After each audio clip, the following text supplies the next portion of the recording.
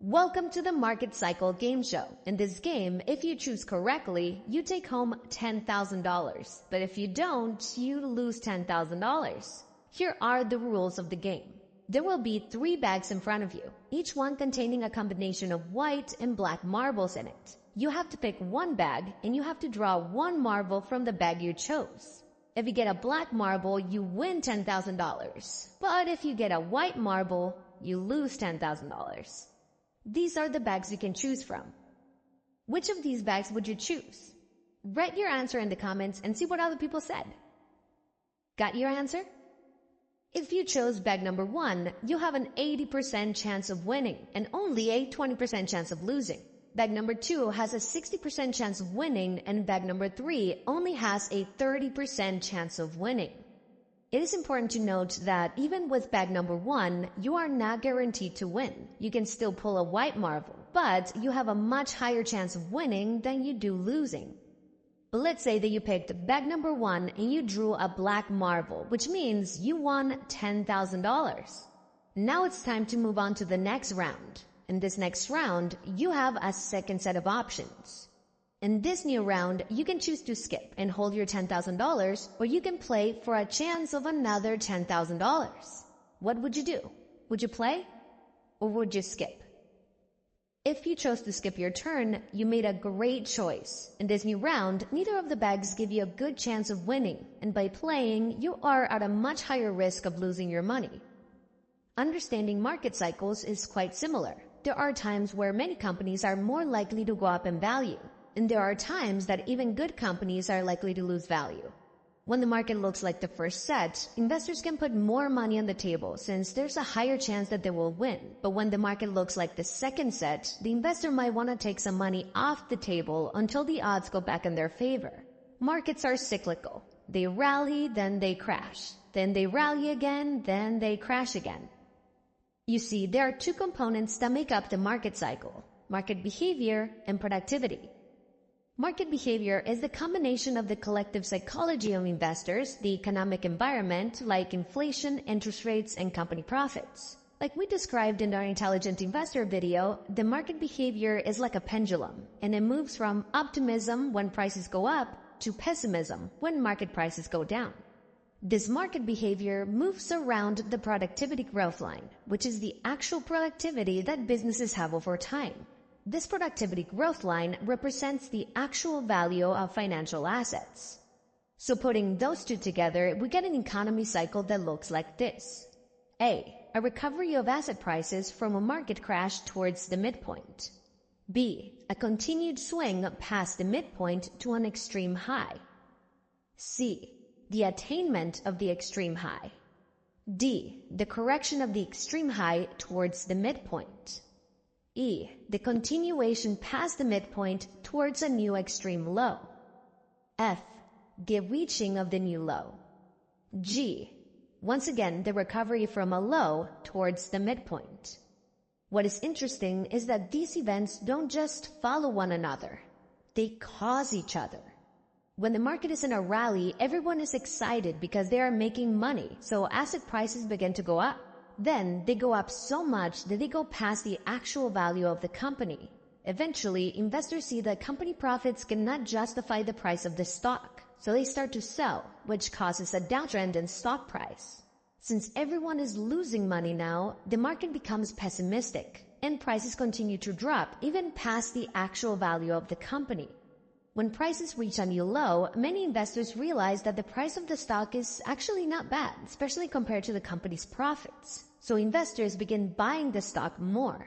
This creates an uptrend in stock price, creating optimism in the market because everyone is making money again. So when the cycle is at its peak, your positions might look like this. And when the market cycle is at its low, your options might look like this. By understanding where we are in the cycle, we can modify our strategy to protect our money when the odds are against us, or help it grow when the odds are in our favor.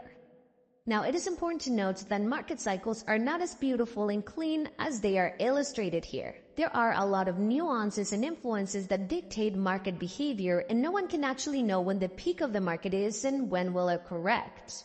But, as Mark Twain once said, history doesn't repeat itself, but it does rhyme.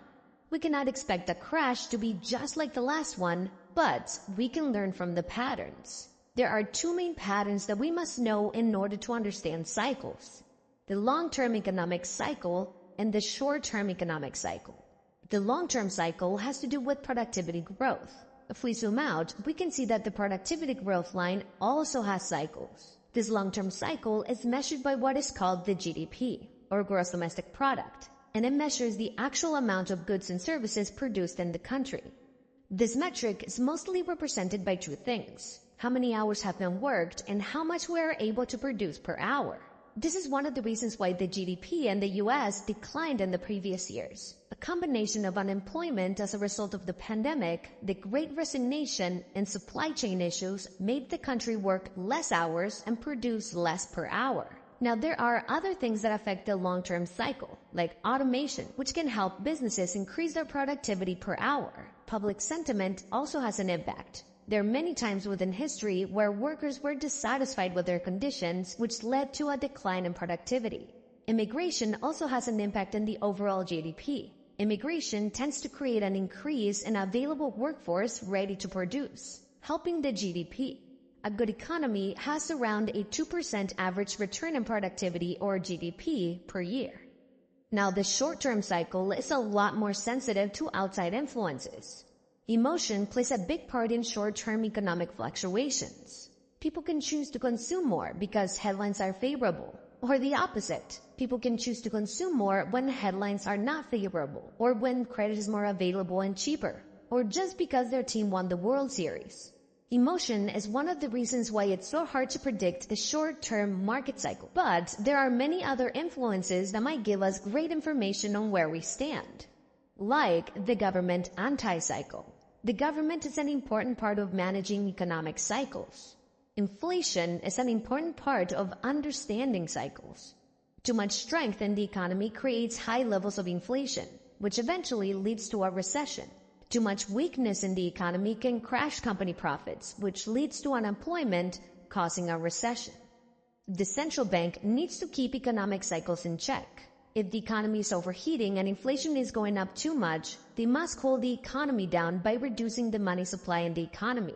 So the Fed increases interest rates or sells financial assets to take money out of the economy. The opposite is also true. If the economy is underperforming, the central bank increases the money supply by lowering interest rates, buying financial assets, and creating stimulus programs. Understanding where inflation is can give a good indication of what the government will do next to either accelerate the economy or cool down the economy. How much profit a company is making is also a good indicator of the health of the economy. If companies are reporting strong numbers and growth in profits, we have a good indication of a strong productivity growth. Debt is also an important part of the short-term economic cycle. Companies use debt to finance their growth or buy long-term assets like office buildings, warehouses, or machinery. Debt is also used by companies to refinance their old debt. Something that many people don't know is that many companies don't actually pay off their debt. They simply refinance and extend their debt. The problem happens when a company is unable to issue new debt when it's time to pay off the old debt. When this happens, they either have to lower their profits to pay off their debts, which affects the profit cycle, or default on their debt and be forced into bankruptcy. The credit market also has a major impact on people's psychology. When credit dries up, people become more cautious, which creates downward pressure in the economy. The debt cycle goes like this. Prosperity brings extended lending, which leads to unwise lending, which produces large losses. This makes lenders stop lending, which ends prosperity, and on and on and on. Notice how these cycles influence each other. The debt cycle influences the profit cycle, and the profit cycle influences the psychology cycle, and the psychology cycle influences the consumption, and the consumption influences whether the economy underperforms, which influences whether the government steps in or not. So now that we understand the different factors that influence the short-term cycle, how do we test the market to see where we are in the market cycle? Your job as an investor is to look at asset prices and the psychology of the market to assess where they stand in the cycle. This means to refuse to buy and perhaps to sell when valuations and psychology are too high. and to buy when the psychology and valuations are getting low. A good investment isn't just about finding high-quality assets, but finding those high-quality assets at good prices. It is not what you buy that determines your results, but how much you pay for it. There are two main things to look at to assess where we are in the market: the fundamentals and the psychology. Here's a quick chart to assess how the fundamentals of the economy are doing. These are the more practical things that are fairly easy to assess, like the interest rates or recent market performance. The more difficult question is, how are investors feeling? How is the psychology in the economy? Are asset owners willing to hold or eager to sell? Are they taking too many risks, or are they too risk averse? Once these questions are answered, we'll have a better understanding of where we are in the cycle, what is likely to come, and how to prepare for it.